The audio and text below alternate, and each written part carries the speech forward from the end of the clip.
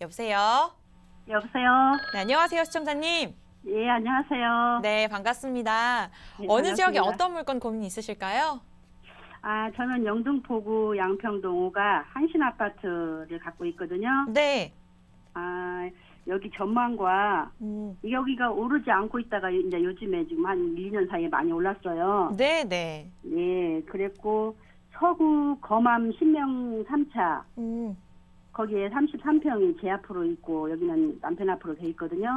네, 네. 알겠습니다. 네, 둘 다 전망을 알고 싶고요. 네. 지금 한 주택을 팔아야 되는지, 가지고 가도 괜찮은지, 저는 좀 팔고 싶지는 않은데, 네, 네.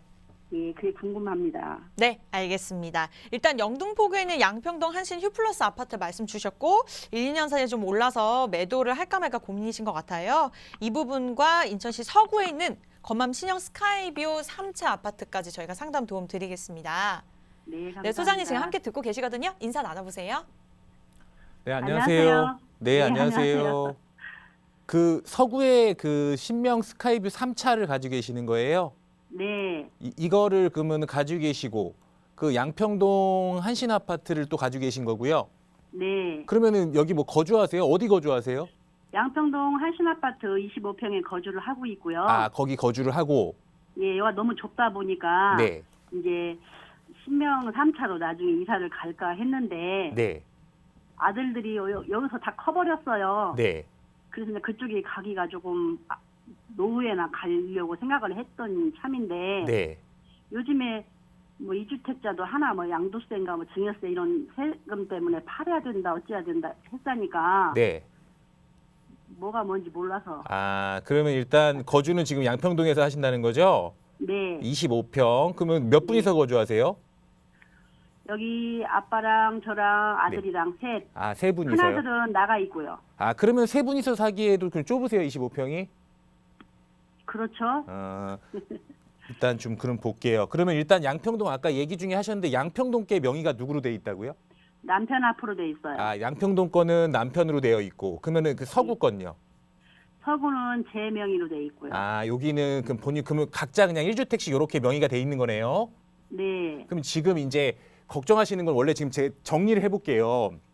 원래 양평동에 거주를 했는데 나중에 좀 시간이 지나서 거맘동으로 좀 이사를 가볼까 생각도 좀 있었는데 네. 요즘에 이제 규제가 많이 나오다 보니까 아무래도 좀 뭐 세금이나 이런 부분 때문에 좀 아무래도 걱정되시니까 뭐 매도해야 되는지 안 돼야 되는지. 예, 다른 데서 물어보면은 네. 부동산에 가서 물어보면 네. 거맘을 팔으라고 하는 사람이 있고 네. 그냥 가지고 가라는 사람이 있고 네. 그래서 아이들이 결혼하면은 양평동 집을 수리해서 주고 저희가 거맘으로 가려고 했거든요. 네. 그래서 그런 계획이에요. 그러면은 근데 이제 물건만 어쨌든 그러면은 전망만 놓고 제가 전망을 일단 한번 보고요. 예, 그리고 나서 뭐 현재에 대해서 걱정되는 우려되는 부분들을 조금씩 그 얘기를 좀 드릴게요. 네네, 일단 기본적으로 일단 뭐 이렇게 본인 명의 남편 명의 이렇게 있다고 하더라도 일단 1세대 2주택이에요. 네, 그러다 보니까 원래 1세대 2주택자들은 뭐 일시적 2주택을 제외하고는 아무래도 이제 2주택자들은 뭐 세금 부담, 뭐 그러니까 매도를 했을 때 양도세 부담이라던가 뭐 가지고 있다면 종합부동산세, 그러니까 보유세가 좀 많이 늘어나게 되는 건 맞거든요. 예, 그러다 보니까 아무래도 이제 뭐 그러니까 두 개 다 좋으면 괜찮은데 하나가 조금 좋지 않다라고 하면 매도를 하는 게 어떻겠냐, 아니면 뭐 이걸 매도를 하는 게 맞지 않냐 이렇게 얘기를 할 수도 있어요. 예. 그러면은 이거 양평동 건 언제 산 거예요? 25년 됐어요. 25년? 그러면은 예. 95년도에 산 분양받은 거예요? 예, 1995년도에 매수를 했고요. 그러면은 거마음은요? 거맘도 2004년도. 2004년도. 예, 그러면 이렇게 될 것 같아요. 2004년도에 이걸 샀으면 예, 일단 지금 혜택을 뭐 볼 수 있는 일시적 2주택이나 이런 건 아무 관계가 없어요. 예, 그러니까 어쨌든 하나를 팔면은 양도소득세를 내야 되는데 기본적으로 이 양평동 거를 양평동께 더 많이 올랐을 거 아니에요. 산 금액에서. 예, 예. 25평이면 지금 뭐 한 얼마 정도 가요? 한 8억 한 중반 가요? 네, 한 8억 중반 정도? 예. 8억 중반. 그러면 거맘은요? 거맘은 많이 받으면 4억이더라고 요즘에요. 4억 정도? 예. 4억 정도. 근데 이렇게 될 것 같아요. 처음에 1억 2,700 주고 샀거든요. 네, 1억 2,700. 예. 근데 한 4억 정도 간다는 거죠? 예. 근데 이제 이렇게 일단 거맘부터 볼게요. 거맘은 가지고 있는 거니까 일단 거주하는 것 자체를 지금 바로 판다기는 좀 그렇고 일단 거맘부터 보면 이 특징이 좀 있어요. 이 거맘이 2004년부터 가지고 계셨다 그랬잖아요. 예. 아마 금액이 정말 안 올랐었을 거예요. 안 오르다가 이 금액이 언제 올랐냐면 2019년 연말, 2019년 말이죠. 그러니까 작년 말. 예. 그때쯤부터 해가지고 좀 금액이 좀 과거에 올랐던 것보다 많이 올랐을 거예요. 왜 많이 올랐냐면 이때 당시에 서울이나 이런 데 수도권 규제가 너무 심하다 보니까 요렇게 인천 지역이나 수원 지역이나 이쪽들로 투자자들이 많이 몰려갔고요. 그 몰려간 거는 여기 비규제 지역이다 보니까 아무래도 제가 지금 얘기했던 그런 양도세 중과라든가 대출 규제라든가 이런 게 없었어요. 예. 없다가 여기가 이제 한 연말부터 한 반년 이렇게 쭉 올라가려고 했는데 여기가 서구잖아요. 예. 인천에서 서구가 투기 과열지구로 지정이 돼버린 거예요. 그러니까요. 투기 과열지구로 지정이 돼버리면 어떻게 되냐면 일단 양도세를 할 때 2주택자는 10% 중과가 되고 그리고 이거를 매수할 때 대출도 비율도 굉장히 많이 줄어들어 버려요. 그렇게 되다 보니까 금액이 2019년 말부터 금액이 올라가려고 하다가 이게 지금은 약간 보합세로 들어가 버렸을 거예요.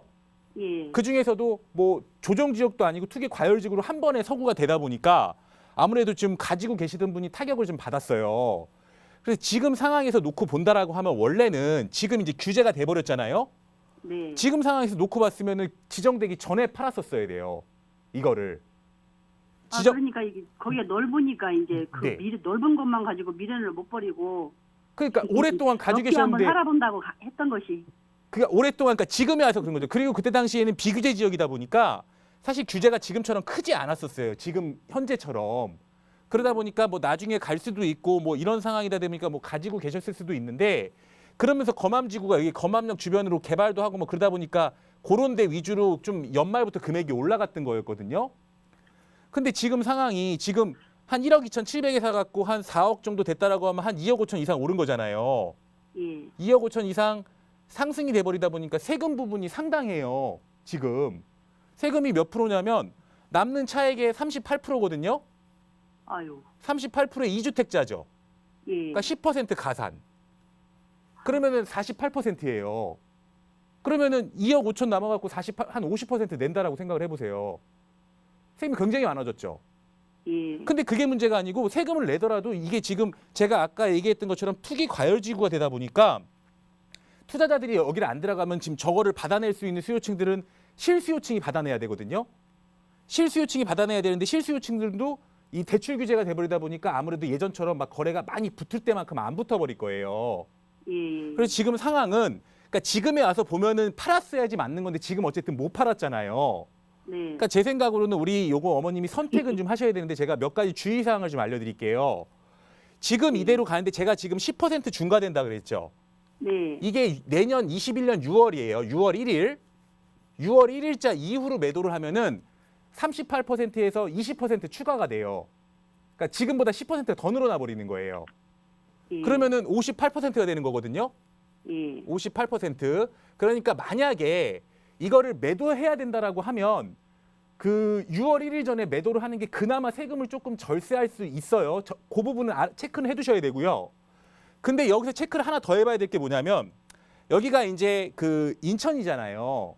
예. 인천이다 보니까 지금 금액들이 올라가려다가 규제를 걸어버리니까 아무래도 지금 보합세로 다 돌아서 버렸거든요. 예. 그러다 보니까 시간이 조금 더 지나면 아마 이런 이렇게 규제에서 그러니까 몇 년 그러니까 그게 뭐 당장 풀리진 않을 거예요. 근데 예. 아무래도 규제를 풀기 시작하면 요런 지역부터 먼저 풀 수밖에 없어요. 서울은 놔두고. 그러면 그때 되면 어쨌든 다시 38%로 돌아가 버리는 거예요. 예. 그러니까 그거를 좀 감안을 하셔야 되고 일단 지금 현재는 48%, 내년 6월 1일 지나면 58%, 그리고 다시 규제가 풀리면 38% 이렇게 되는 거예요. 이해되세요? 예. 예. 그러니까 일단 규제는 이런데 여기서 일단 세금적인 부분은 그렇게 나눠드렸고 전망이라고 치면 어떠냐고 하면 예. 사실 전망은 그렇게 좋지 않아요. 그러니까 아니, 금액이 어떡해. 집도 없는데. 에? 집도 없는데 어떻게? 아니 그게 아니고 여기 거맘지구 옆에 예. 여기 여기 공공 택지도 개발한다 그러고 여기 검단도 물량이 어마어마하게 많아요. 맞아요. 그러다 보니까 뭐 위치가 나쁜 게 아니고 아무래도 우리 아파트는 연식이 지금 또 아무래도 이제 물량들이 새 것들이 들어오면 그쪽으로 수요층들이 좀 몰려갈 거 아니에요. 예. 그러다 보니까 아무래도 뭐 금액이 풀린다라고 해서 또 예전처럼 올라가던 때처럼 막 이렇게 올라간다라고 볼 수는 없어요. 그러니까 요거는 세금은 제가 38에서 뭐 상황에 따라서 58까지 나올 수가 있는데 나중에 만약에 이렇게 하시면 되죠. 그러니까 만약에 지금 이 양평동 집도 팔고 저걸 팔아서 보태 갖고 딴 데 가려면은 내년 6월 1일 전에 파는 게 맞고요. 예. 그게 아니면 제가 봤을 때는 6월 1일이 지나면 58%라 그랬죠. 예. 조금 더 그러니까 만약에 나중에 들어가실 생각이면은 크게 신경은 안 쓰셔도 돼요. 아. 들어가실 생각이 왜 그러냐면 아. 지금 이제 다주택자들이 제일 겁내는 게 지금 양도소득세잖아요. 예. 양도소득세 그리고 지금 또 한 가지는 보유세예요. 보유세인데 보유세라고 하면 이제 종부세거든요. 예. 종부세인데 지금 양도소득세는 어쨌든 지금 나중에 들어가실 계획으로 가지고 있다라고 하면은 사실 중과가 뭐 팔질 않았으니까 세금이 없을 거 아니에요. 예. 그럼 또 한 가지 걱정되는 게 이제 보유세 부분이에요. 보유세 부분인데 뭐 보유세 지금 요렇게 그래서 제가 아까 이걸 누구 명의로 갖고 있냐고 물어봤던 거거든요. 이 명의 자체를. 근데 지금 상황에서 하나는 본인 거고 하나는 남편분 거잖아요. 예. 근데 이게 각각이 아마 제가 알기로는 거맘 거는 당연히 안 넘고요. 이 양평동 것도 6억이 안 넘을 거예요. 공시가액으로. 예. 지금 그렇게 된다라고 하면 지금 이게 종부세는 인별 계산이에요. 인별. 그러니까 이 종부세 대상이 안 될 거란 얘기죠. 예. 이해되세요? 예. 예. 그러니까 가지고 있어도 사실 보유세에 대한 부담도 없어요. 아. 왜 그러냐면 각각이 그러면- 명의가 가지고 있고 이러니까. 그러면 제가 지금 제 앞으로 하나 더 사는 것은 하나 더 사게 나가고- 되면요. 예. 하나 더 사게 되면 예. 그러니까 얼마짜리를 사냐에 따라서 대상자가 될 수도 있고 안 될 수도 있는데 중요한 게 아니고 지금 하나를 더 사잖아요. 예. 그럼 지금 취득세가 12%예요. 예. 그렇게 되니까 취득세를 1% 정도 내다가 12% 내실 수 있겠어요? 음. 지금 상황에서는 이 상황에서 늘리는 것보다 만약에 선생님 한 5, 6억 정도에서 제가 하나 제 앞으로 사야 되나 아니면 아들들 앞으로 사야 되나 그걸 고민하고 있었거든요. 그러니까 지금 상황에서는 만약에 뭘 하나 더 산다라 그러잖아요. 예. 그러면 거맘동 걸 팔고 사야 된다니까요. 예. 그러니까 왜 그러냐면 그만큼 전망이 좋지 않은데 이 상황에서 나중에 거주하실 것까지 생각을 한다라고 하니까 제가 가지고 가라고 했던 거예요. 그나마. 네네네. 이게 전망이 좋아서 이것도 놔두고 또 사세요. 이건 아니에요. 예. 그러니까 지금 상황에서는 그 어머님 상황에서는 요렇게 지금 풀어볼 수 있는 거고 이 양평동 한신 아파트 있잖아요. 예. 이 아파트는 기본적으로 역세권의 소형 아파트예요. 네. 그리고 금액도 안 올랐다고 하시는데 대신 떨어진 적도 한 번도 없어요. 그러면 예. 그렇게 안 올라다 일본에 이제 많이 좀 올라서 그렇게 안 오르다니 한 오른 지 한 3, 4년 됐을 거예요. 네. 다 그때부터 올랐어요. 다 그때부터. 아, 그러다 보니까 근데 이제 요 양평동이 조금 기반 시설이나 이런 것들이 조금 부족하거든요. 우리 아파트 있는 쪽이. 그러다 보니까 조금 올라가는 게 좀 다른 데보다 조금 덜 올라갔을 수도 있는데 그냥 전망이라고 보면 지금 이게 9호선 역세권의 소형 아파트잖아요. 네. 그러니까 제 생각으로는 이거를 지금 상황에서는 더 좋은 데로 이동하지 않을 거라면 매도할 필요는 하나도 없어요. 예. 그러니까 여기서 이걸 팔아갖고 저 거맘 거 팔고 이거 팔고 자금을 보태가지고 만약에 더 좋은 지역으로 이사를 간다면 그건 찬성인데 그냥 자체가 그냥 뭐 작고 하니까 이걸 뭐 매도해갖고 뭐 어떻게 한다 이런 거는 반대거든요. 네. 그러니까 그렇게 지금 계획을 좀 세우시면 될 것 그러면 같아요. 그래서 전망을 따지면 양평동권 그냥 가져가셔도 되고요. 앞으로 더 개발 계획도 있고 금액 더 올라갈 수 있어요. 그러니까 요거는 가지고 가시고 거맘동권은 거주의 계획이 없으면 매도하시는 게 맞아요. 아, 예, 그건 알겠고요. 네. 잘 들었어요. 그리고 그러면 아들들이 지금 35, 둘이거든요. 네. 그 지금 이거를 지금 정부에서 하는 정책으로 네. 생애 최초 주택, 뭐 신혼부부 주택 그러는데 네. 그 점수도 많지 않고 아직은 네. 결혼할 계획이 없어서 네. 그래도 청약을 기대해 봐야 되는지 네. 아니면 5, 6억 선에서 아파트를 하나 사야 되는지 각각 5, 6억이요? 예, 각각? 예, 아들들 앞으로 제가 이렇게 얘기를 할게요. 청약을 받으면 제가 매번 드리는 얘기인데 청약을 받을 수 있으면 받는 게 좋아요. 네, 근데 제가 봤을 때는 지금 청약 제도 하에서는 예, 결혼도 안 한 35세, 36세가 청약을 받기는 거의 불가능이에요. 거의 불가능. 이해되세요? 네, 그러니까 예전에는 규제가 있기 전에는 막 이제 추첨제도 있고 이랬었어요. 그때는 좀 해볼 수가 있었는데 지금은 이렇게 결혼도 안 한 35세, 36세가 청약을 받기는 거의 불가능이에요. 그러니까 좀 이렇게 자산을 좀 늘려주려는 그런 생각이시고 만약에 이렇게 막 한 5, 6억씩 정도의 그 자본을 갖고 와서 매수할 수 있다라고 하면 예. 그거는 매수하는 게 맞는 거죠. 이해되셨죠? 네, 네, 네. 제가 그것까지만 정리할게요. 네, 네. 방송 너무 잘 보고 네, 있고요. 감사합니다. 얼굴만 봐도 반가워요. 아, 네, 네, 감사합니다. 오늘 너무 감사했습니다. 네. 예, 고맙습니다.